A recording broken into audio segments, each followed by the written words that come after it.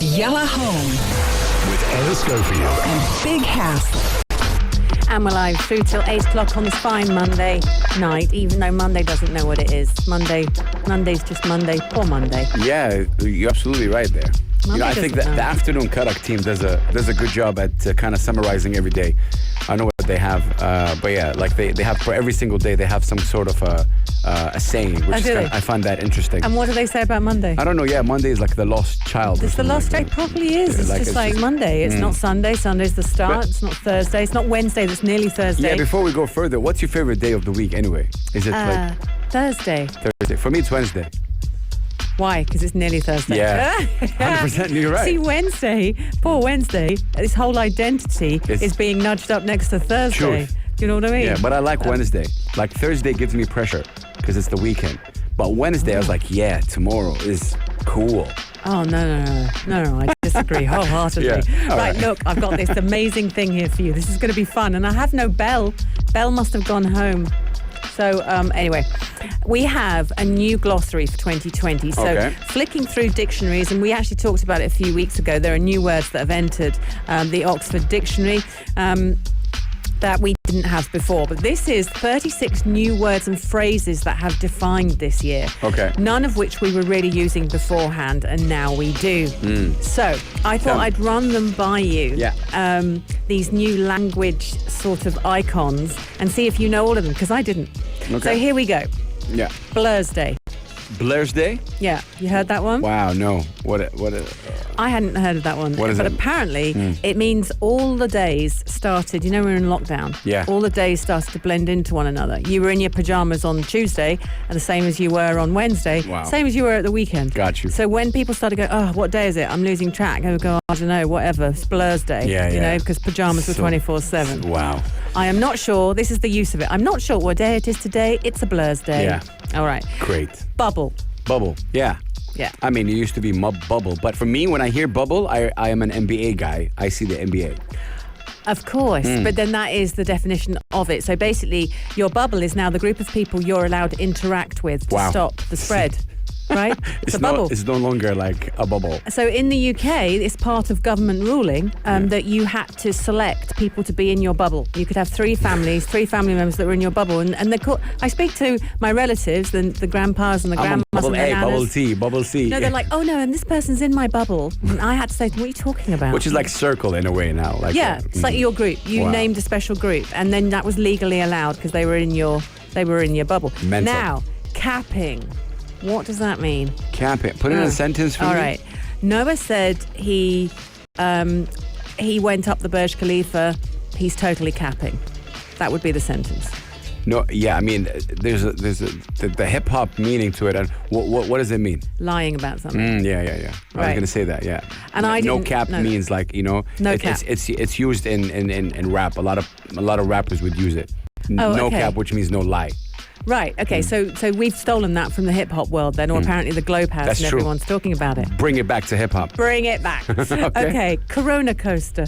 Wow. This one's used all over. That's dope, actually. Massive Corona in the coaster. Corona coaster, and massive in the States. It's the ultimate description of what kind of year 2020 has been. And if we're being honest, it's an actual roller coaster, both ups and downs. Yeah. And so it's been called a Corona coaster. Wow. They use it a lot, funnily enough, when they're psychologically speaking. So doctors will say the Corona coaster this year has caused people to feel, X, Y, Upside Z. down. Yeah. Opsy-turvy. Right. Someone who flouts the rules and regulations is a COVIDiot. Wow. It's idiot and cove all idiot. in one, COVIDiot. That's so dope. Yeah. We're so creative as a race, I'm telling you. Right? The human race. Yeah, anyway. But I bet there's a lot of Americans that use these. Covilanchi. No, hang on. Wait. I've spelled it wrong. Covigilante. What does that mean? Right, covigilante. Covigilant. It's covigilant. You're vigilant. Yeah, you must be vigilant. Look out for those who are breaking the rules. It's a person who is a curtain twitcher. Right, so it's someone who is watching and they're a vigilante because they are watching who's doing what. And if someone is breaking coronavirus rules and legislation, they will report them. You're a co-vigilante. Sounds like a raid to me. Yeah. No. Okay, and then we have doom scrolling. Doom scrolling? Whoa, that's heavy. Yeah.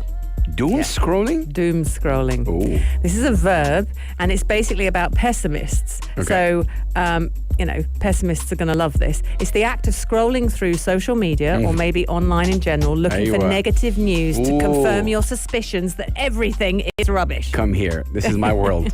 Yeah. No, I mean, on that note, I just want to say that, and thank you for bringing that up.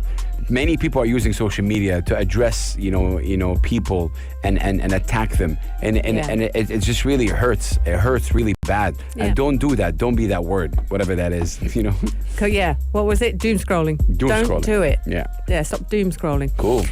Okay. I don't know what number I'm on, but let's go. Yeah. Fit. Now, lots of people are saying, hang on, we've been saying the word fit for years. True. Someone is nice, you might go, yep, they're fit. But it's not completely that. It has a different meaning in 2020. It's short for outfit. Speaking in two syllables of the word was a burden on everyone's time. So here's the use of it. That fit is on fire, Becky, but where on earth are you going to wear it? Yeah, so that outfit. clothing or whatever. Yeah. Wow. It's just weird. That I'm telling costume. you, 2020 definitely changed a lot of things, and even how we talk and see things. Like, that's crazy. Any more words? I got another one. Flex. Flex. What does that mean? Yeah, I mean, flex. You're bragging, no? Yeah, showing off. Yeah. Showing off. Really, really used on social media. I'm so flexing. TikTok, Instagram. I was flexing today on my social media. Were you? Yeah. Were you flexing? Yeah, I was like, I went on social media to flex about me.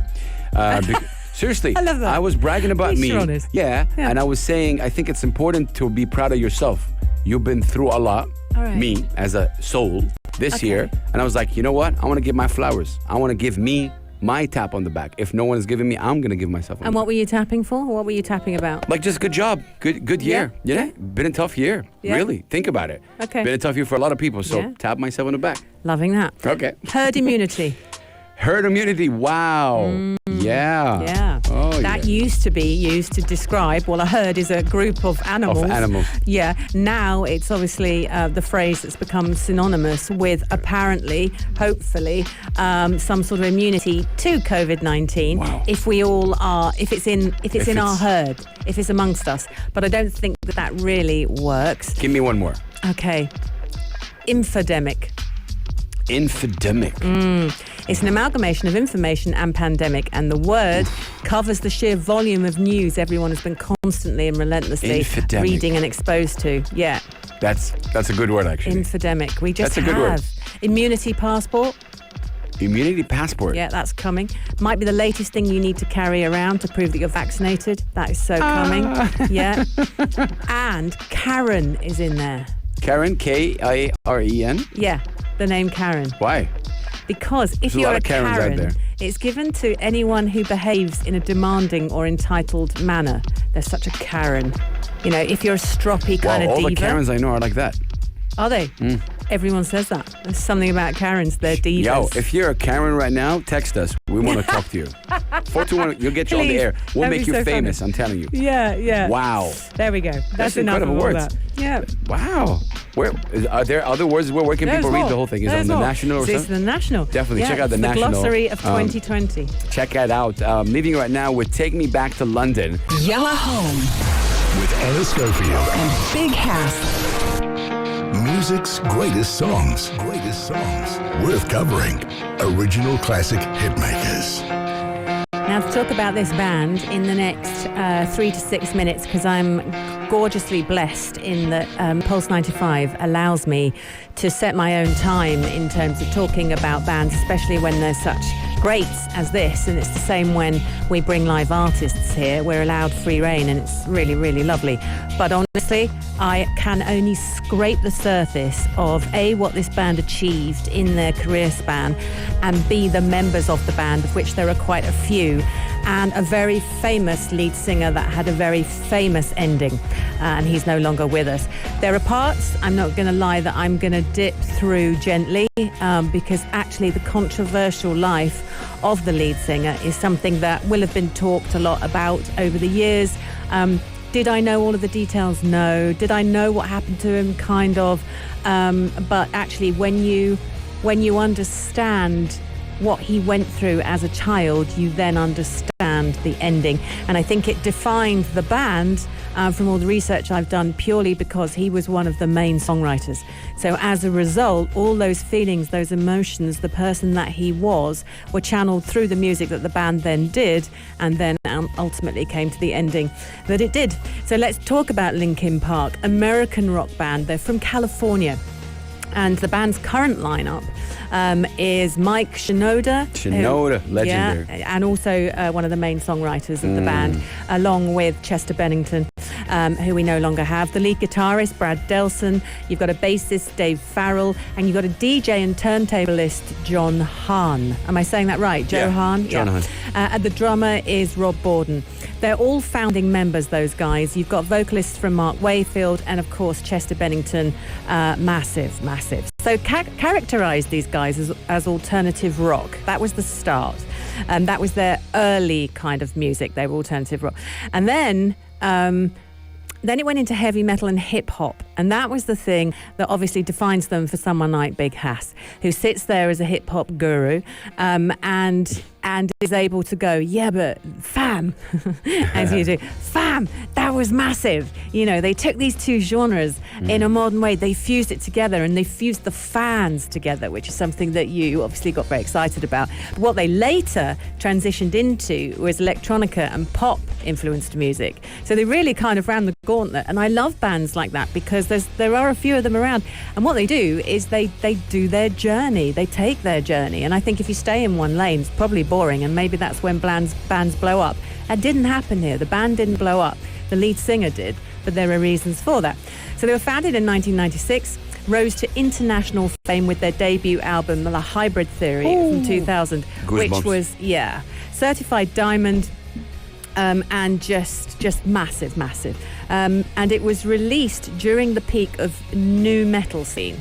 So the album singles... New metal scene, wow. Yeah, you're remembering all this. So One Step Closer, you've got Crawling, and In the End. Those are the ones. And In the End is it defines the band's signature tune. It is. And that's the one I'm going to play. It's what you're hearing underneath me now.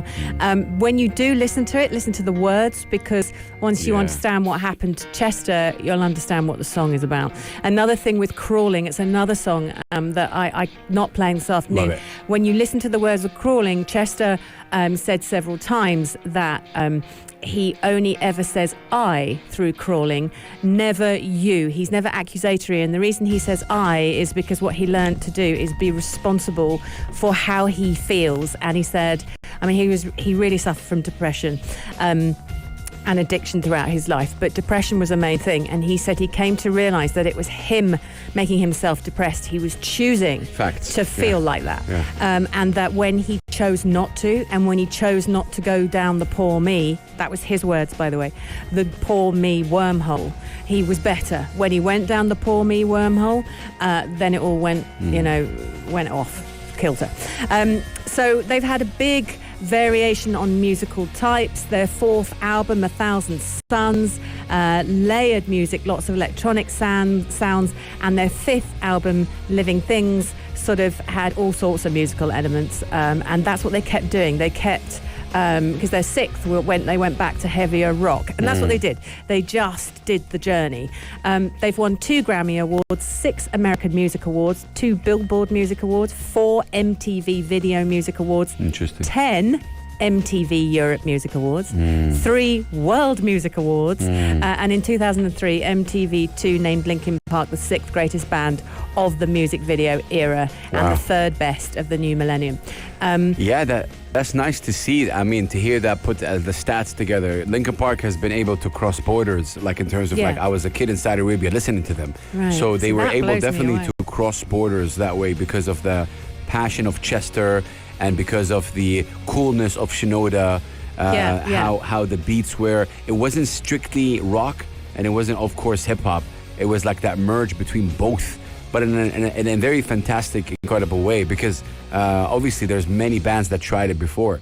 What people don't understand is like hip-hop came from rock as well. There's a lot of rock. So people who are hip-hop artists loved and appreciated Linkin Park. Right. They didn't say, we were not That's connecting not with us. that. Yeah. Okay. Because again, Shinoda, and he goes on live right now after he lost Chester, and they don't do music anymore like as before. And he goes on and speaks about it. Like he's really cool and connects with the people and gives a chance. He's a hip hop head. Yeah. He loves hip hop. And so that's what they said. And bearing in mind, I'm not coming at this from a place of having been a massive fan. The information that I'm giving you now, I had to research. Hass is a fan, so that was really nice to hear that. And then that's hitting home with some of the research I've done. Listening to Chester Bennington and Shinoda talk, what they're saying is that Shinoda was much more kind of hip hop. And his delivery is a bit more spitting. Yeah, he was rapping. Right. And when I said spitting the other day in front of my kids, and they went, "You can't say spitting, Mono." No, I went, no. I was like, sorry, kids, you need to get with the program here. Do you not know what spitting? I fully went for it. So I was having a proud mum moment. Oh man, yeah, that's a cool mom right there. This rapping, when I hear guys. like a mom say, "Yo, you heard my son spitting," and then the British people will be like, "Spit who? What's happening there?" Yes, who are you spitting on? Don't spit. It's one of those. And I had to say, no. I'm not talking about the rude kind of spit. I'm talking about rapping. Thank you very much. And so, Shinoda was the one who used to come at it from the spitting place. Chester Bennington used to sing it. He was a bit more vocalised. So let's just quickly touch on Chester Charles Bennington. We lost him in 2017, July the 20th. He was found. He was in a hotel in LA. And he just had enough, is the best way to describe it. His childhood is literally a line-up of what not to do with a child. His mother was a nurse. His father was a police officer. But his police officer did awful cases, concentrated, and that was his department, on children. And I think probably what Chester was exposed what to, he went nothing. His father wasn't bad to him. It's just that he probably was aware. Yeah. So there was that, but there was also a nasty friend that played a very large role. So from the age of 7 to 13, Chester was having a terrible, terrible time. It was then revealed that he'd been having a terrible time, but by then he was 13 years old. Damage has been done. Yeah. His parents divorced when he was 11, also really affected him. And combined with the family friend and the divorce, there was a little boy in there that just couldn't cope. So very rough childhood. And that's where his depression came from. And that's when he started leaning on things that obviously he was exposed to because it was the rock world. But he actually had a job at a burger joint, one of the big ones. There's two major ones that we all know of. Yeah, and he worked there. Wow. And then one day, someone got him an audition with this band. I miss those days. Yeah. I miss the days where you can get an audition. You got an audition. Yeah, it doesn't happen now. Like, you just DM me your music, man. Like, what's wrong with, like, audition, go. Audition? You're so right. That doesn't happen, does it now? So there was band, this band was called Zero. And he was like, yeah, okay. So he went and he had this audition with Zero. Zero was Linkin Park. Sorry, Linkin Park. I keep saying LinkedIn. I'm so obsessed. LinkedIn, yeah. LinkedIn No. Park. You're not the first one. Believe me, a lot of people got. Yeah. Yeah. So Linkin Park, that was them. They changed their name immediately. They then signed. They got a record deal a couple of years later. But for a while, Shinoda and Chester Bennington were slogging away. They wrote some great music, though. Together, they had this... Yeah, powerhouse. Yeah, they were powerhouse. Came at things from different angles. Oh, yeah. But powerhouses. And that's what you got. You got this kind of anger. But Chester was the... obviously, he's the lead singer, but also he was responsible for quite a few lyric packages of the music. And as a result, you've got these songs like Crawling. You've got these songs like In the End. I really appreciate everything you're saying. Because, like, for me, and I just want to take the opportunity to say here, Chester was telling us, the people, the fans, what he was going through. Some of us listened, some of us didn't. And at the end, obviously, something happened. So sometimes, if you want to learn anything from that, listen to your friends. Listen to what they're saying. Like, just call them, say, how you really doing? Not like how you doing. Yeah. Like, what's up? Tell me. Yeah. And that's all Chester needed, by the way. But from the sounds of his life, he was in and out of getting better, then needing to go back to hospital, then getting better, and he absolutely knew that he was better when he wasn't trying to lean on something, something very tangible. He was better on his own, but it would always, whatever his thoughts were, would always lead him back to a place where he felt he just needed help. Wow, yeah. And that's what kept happening. Doesn't sound like there's a lot of anger from the band. You know, sometimes when I've done these stories about bands, you hear that the band were furious because this one person is holding things up. I didn't get that vibe at all from the research I was doing. Shinoda loved him. You know, they were till now. You know, every time he goes on, there's a tear. Right. There was one time Shinoda was performing, and all he had to do is play the keys for a crowd. They don't perform anymore. I don't know if that's a fact, but they haven't performed. Yeah. Because they can't even play the song. Like, it's crazy. Without Chester was monumental in Linkin Park. Right. And, you know, you can never have Linkin Park without Chester. So they don't even continue, I think. They're not even doing music right now. I haven't even got to that bit. I don't know. I'm going to research that for you and I'll come back later. Yeah, please. What they did find is that, so this is very interesting as well. So he actually had 2 wives and he got divorced. And I think that impacted him. Because remember, he was so scarred by the divorce of his own parents that he then got divorced and he had a child with the first wife. He then had 3 with the next one. So when he left 4 children. Wow. Twins, 2 girls, were very young. So those poor kids are also going to be fighting that. Let's talk about the song in the end that I'm going to play. So this is the 8th track on their debut album. So it's from Hybrid Theory, which is 2000, released as the second single. One of the most recognizable and signature songs, and got just massive reviews. Music critics everywhere absolutely loved it, said it was compelling. There's a signature piano riff in the middle, so we're going to listen for that. Yeah. I mean, this one right here, you know. Yeah, done. Start. Goosebumps, look. Yeah. It's a Nirvana moment, isn't it? It's, true. So they did all sorts of crazy cool stuff with it. It was released on CD because it was that era, but it had part 1 and it had part 2, and the tracks differed and they have different colours. So if you bought part 1, it was yellow, and if you got part 2, it was red. And there was a DVD version of In the End that was released, and that had an audio version of Crawling on it as well. And they did all these kind of cool mixes of it themselves. And then there was another mix done later on where they changed the lyrics and had someone else sing it too. So lots of things going on, and the music video obviously won awards, and it got 1 billion views on YouTube as of July 2020. Wow. This video has been watched 1 billion times. Wow, I didn't know that. So now you get a sense of what's going on with this amazing song, ranked number 84 in the list of 100 greatest songs of the noughties. That's what they say. It's also ranked number 2 by Loudwire on the list of the top 21st century hard rock songs. And then you've got a list of magazines. Do you remember Kerrang? And Stylus and Kerrang, NME? All of them are like, it goes in the top 100. One of them said it's the number 1. So it's another slab of various things. Rap, rock, So let's listen to it, okay? Let's listen to this song, and please understand that the lead singer literally is bearing his soul through this song. Listen for the piano, and listen to the 2 singers who are best buddies, and Shinoda will always miss Chester. It's the Music Greats on Yellow Home. Yellow Home With Anna Schofield. and Big House.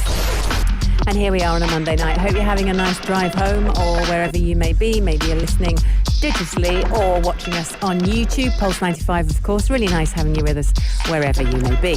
The question is... The question. Would you pay $90 for a burger with a 24-karat gold bun? Yeah. Really?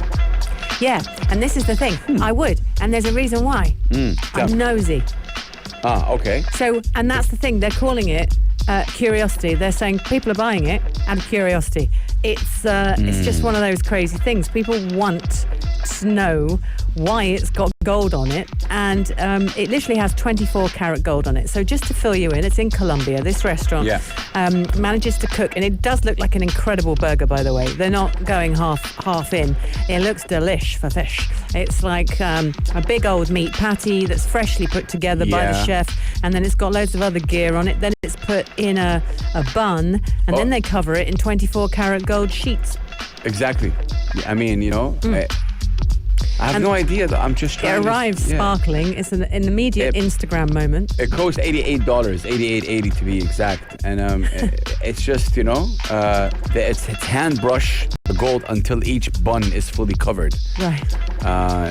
We're watching the video right now. But I want to know if it enhances the taste. I've got loads of questions. And the women from the restaurant actually said, look, the amount of questions we get when people order the gold burger. Yeah.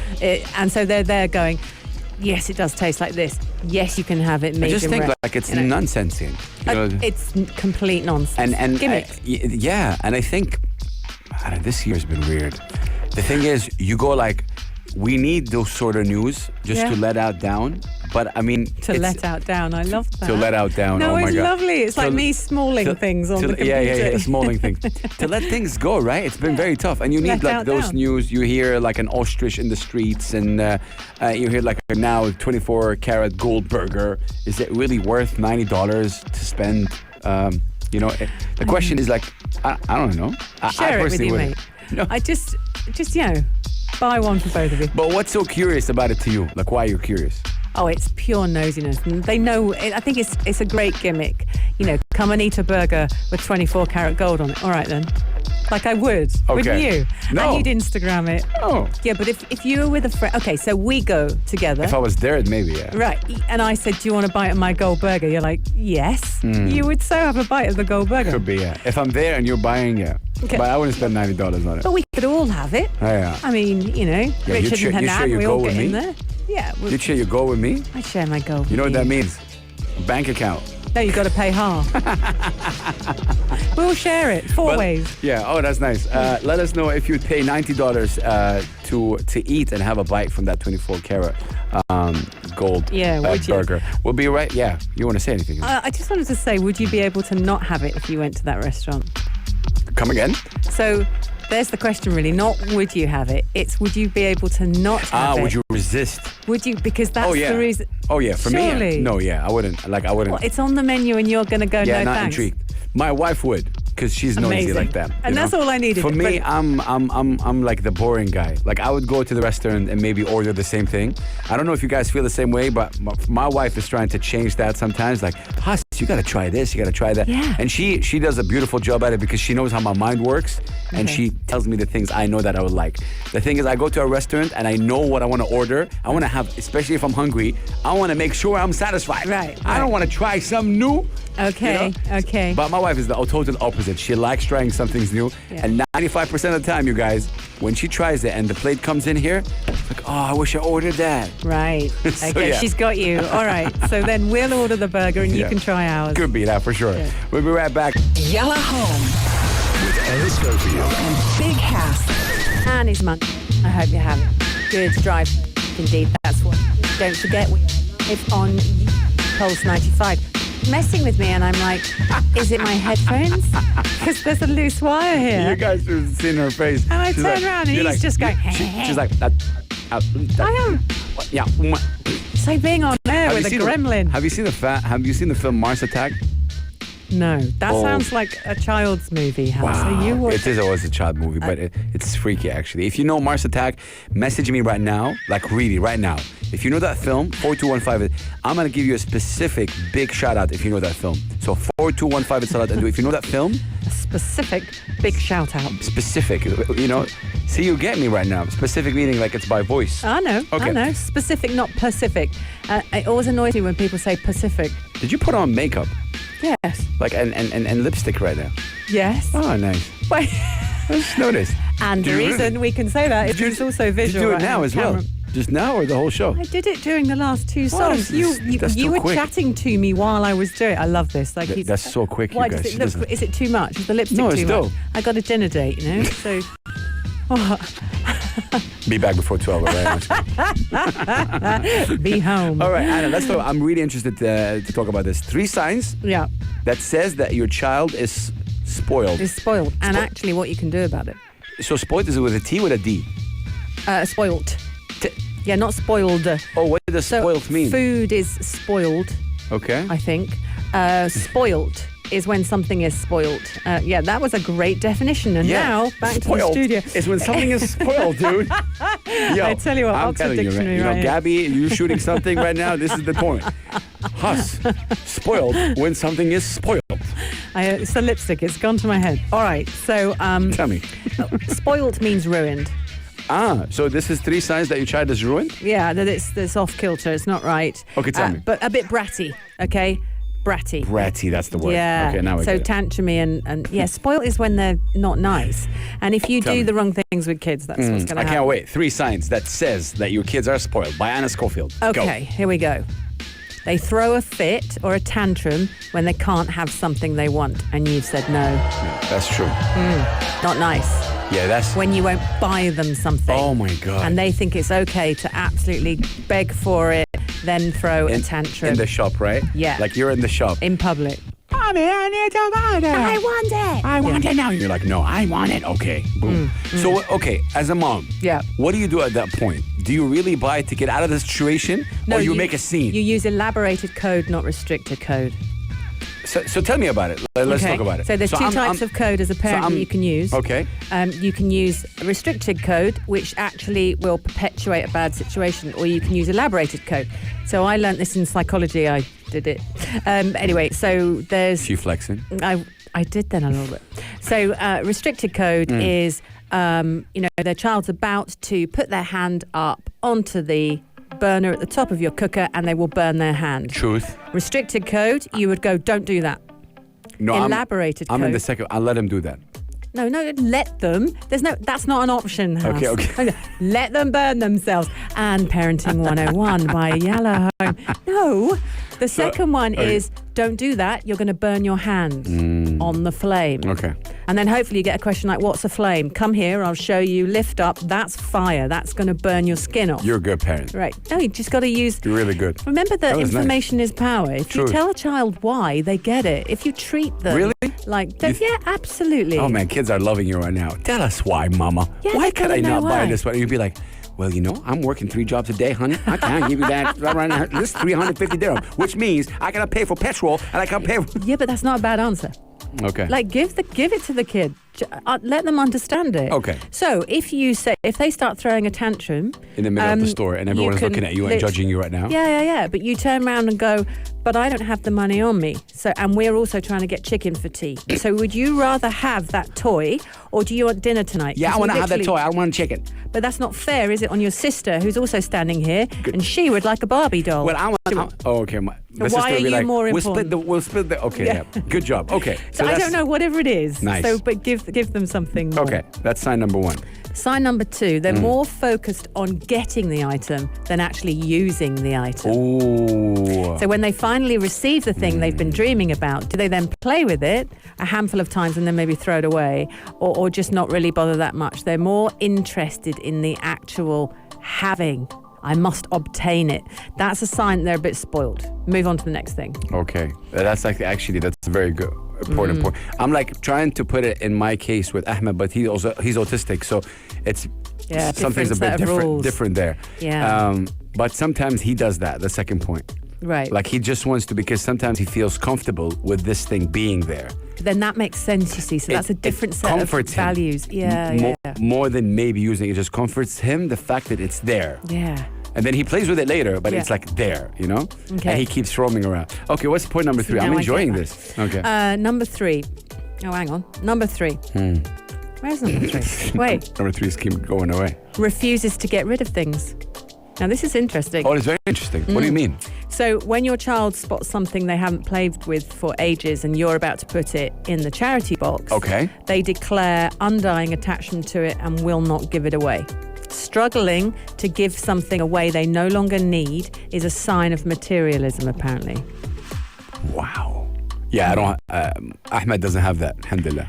So I'm a hoarder. So at this point in time, I'm going, that's actually me. I struggle. But the thing is, it's always worked in my favor. So I never throw away clothes or shoes. And it's always been a thing. Okay. Because my parents would say, for goodness sake, you never wear it. Or even, my husband used to say, but you've never worn that. Yeah. But then after I had my kids and got back to my fighting weight, I was wearing everything. Yeah. That I... and sent a couple of pictures. I remember to my sister going, look, wore this when I was 21, wearing it now to dinner. And I felt good. And also shoes are about mood. Yeah. So I'm just saying, for a woman, we go, oh, is it the red or the silver? It's not about the shoe being in and out of fashion necessarily. It's a vibe. Yeah, you're so right. It's a vibe. So I struggle with getting rid of things, but apparently if it's just about, no, I don't want to give it to anyone else, I must possess it, then that's ultimately, I'm sure. Yeah, but that's a thin line there, I think. Like sometimes someone gave you something, you can never get rid of it. I love it because it means... Sentimental value. Yeah, it's a sentimental value. But I don't think they're meaning that here. They're meaning a child going, no, that's mine. I'm not giving it away. And this is something I haven't played in for a year, for example, or two. And wouldn't look at it again for another year. But the fact that you highlighted it now, no, don't touch it. Interesting. So that's possessive. Maybe. Possessiveness is a sign of materialistic behaviour. Wow. And it can make them quite spoiled. That's very interesting. Then it goes on to say 5 steps to non-materialistic parenting. Okay. So, let's the go. gift of time. Apparently, countless surveys and self-reports have shown that children simply want more quality time with parents and their friends and their extended family as opposed to material items. Facts. So you can teach them that here you are. Mummy wasn't here much tonight. Here's a Barbie doll. Or I wasn't here yesterday. Thank you for saying that. I think that's very important. Yeah, you pacify your kids with a present. Because they're like sponge. You're educating them. If dad or mom is always not around, then I'm gonna get used to the fact, it's there. But it doesn't make them happy, and children want experiences because they don't really. Wow. So children want experiences. Learn that. Yeah, they want experiences and love rather than stuff. And so actually make your reward value set a bit more of, right, you and me are gonna do this. We should do this every single week. You like this, do you? I'm loving it. You're good at it. It's very soothing listening to you. Yeah, but you see, okay, so I'm going to be brutally honest. I'm the mum that works, and so that's tough. I've always had a bit of a guilt about it. But they understand. They do. You got incredible kids. They understand. It's tough, though. They're lovely. Yeah, but, they don't have me between... If you think kids get home at sort of 3:34... By the time you're leaving. I'm leaving. And then I don't get home till 8:30, 9:15. They're sleeping. They're not... Now they're older, so it's fine. But the first thing I do, doesn't matter how tired I am, the first thing I do is drop my bags, grab the children.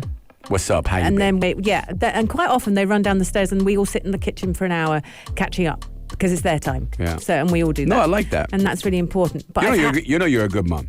You're a great mom. No. You're a great mom. You're a great mom, fam. You're a great mom. I'm just saying. But then, like last night, I was so sleepy. That's okay. It was night and bye. But one of the things, and we'll end on this because this is very you.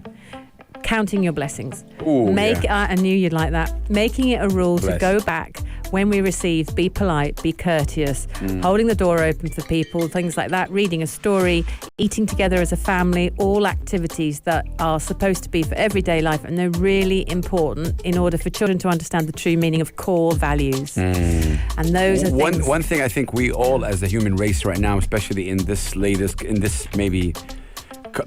era. At least era, is that not having dinner or lunch together on the table. I think that's a lost art. I remember us having a lunch or dinner with my dad. Yeah. We used to sit on the table. You used to sit on the table? No, not on the table. Oh my God. That'd be funny. That would be. Sit. How do you say it? We sit on the table, yeah. You at the table. At the table. Oh my God. My wife is listening right now like, yeah, right on, Anna Scofield. Tell him. Because he messes all these things up. I love it though. On the table. No, are you sitting on the table? What do you mean on the table? Do you actually sit on the table? But I think it's a lost art. Now we're like just sitting, everyone had their plate, you get a sandwich, and there's a sneaking off to have dinner in their bedrooms because I'm not there. Yeah. So they're like, that's cool, we're going to chill. I miss that, to be honest with you. Agree. And we had the dinner table. We don't even have a dinner table at home, to be honest. You don't have a dinner table? No. Interesting. We eat at the living room, you know? But again, life changed, and I think it's interesting how it is, depending how big your family is. Agreed. But there's still families who there's dinner time or lunchtime. It's sacred. I do it weekends. Yeah, which is nice. Weekends, Everyone sits on the table. And you're sitting... not on the table, remember? Sorry, at the table. If the children get on the table, I'm like, this. Kids, hey, get down to get off the table. But yeah, that was really, really interesting. Let us know what do you think about that. Yalla Home with Anna Schofield and Big House. What are you doing this fine Monday? Hope you're having a good one. It is Yalla Home with us. Obviously 5 till 8 is our normal time, but if you happen to be tuning in to Pulse 95 on Saturday between 6 and 7, you're going to get Big Hass coming at you. Audition for him, do something funny, play games with him, riddles, guess the music soundtrack from a movie, or actually perform, which he loves, and you could be up for winning one of the 3 most amazing prizes that he has. 100%. Anna Schofield. Okay, let me tell you about the sponsors that we have for this Saturday. We're going to have Sheraton Sharjah Beach Resort and Spa. Yeah. And they're giving us an experience at their Sheraton Club Pool View Room for 2 people. This includes breakfast, lunch, and dinner. The room is worth, the whole experience is worth 1,750 dirham.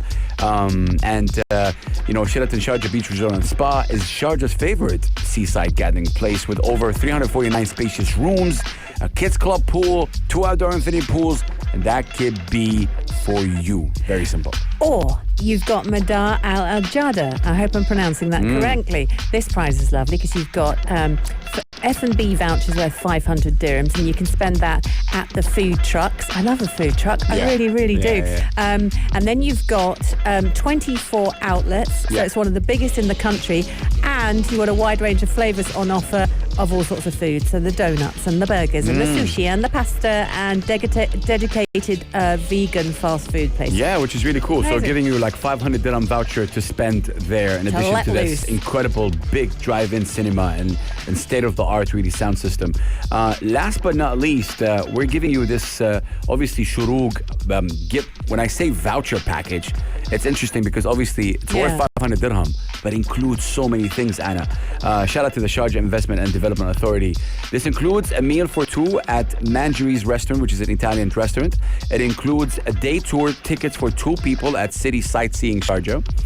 These guys have the red and yellow buses, the double-decker one. I know. Really cool. You definitely check them out at citysightseeing.ae. And we're going to get you an entrance for 2 people to An-Noor Island, which is located at Khalid Lagoon. This is a place where it's just fantastic. It has the butterfly house there inside. I know that. Okay, I know now. And when you go there, we're going to give you a voucher where you can have dinner for 2 people at the Noor Cafe, which is located inside the butterfly house. It's a lot of vouchers. Yeah. Yeah, it's a full and it's day out. it's the package, you know? And you can definitely win all of these or one of these at least, obviously by playing with me on Saturday, 6 to 7 p.m. I usually have a movie to ask, make you guess, and we play riddles. Yeah. You guys can sing, you can rap. This happens every single Saturday from 6 to 7 p.m. And the next one is going to be 2021, so we want to start off with an incredible With a bang. Yeah, for sure. If you liked this episode of Yalla Home, drop a like and subscribe. 95. Be sure to follow us on Instagram for all our daily updates and top stories.